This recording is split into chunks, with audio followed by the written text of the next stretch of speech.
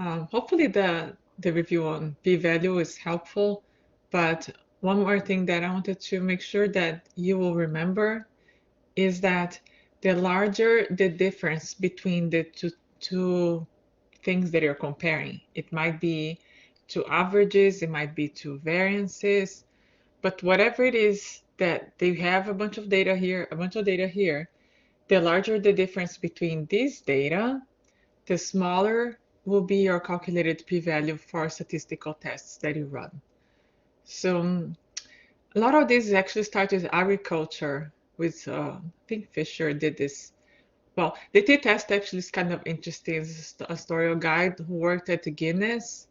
And whenever somebody visits Guinness, the beer company, I think, oh, that's the home of the t-test. But anyway, that's based on t-distribution. There's some history behind. And if you like statistics, or if you don't, and maybe you will learn to like it, there's a book called The Lady Tasting Tea, something like that. I like that book. Anyway, so think about the p-value. The smaller the p-value, the greater the difference. And what I was saying earlier is that a lot of these things, these concepts were developed in agriculture. So you could think about here is a group of plants. They actually would have to assign them to be randomized. But just imagine, here's a group of plants that is growing, and there are weeds growing with the plants. Here's a group of plants that the weeds were removed, which they actually observed this. There was like some people that didn't hire girls after school to weed out the crops, and then this one did. Or I think they all initially hired people I think it was girls to weed out the crops. But then there was some law like, no, they can't do this. And in the end, you had a bunch of weeds. So let's think about in terms of crop production or maybe height of the plant. So this group here, they removed the weeds. The plants or their yield got like this.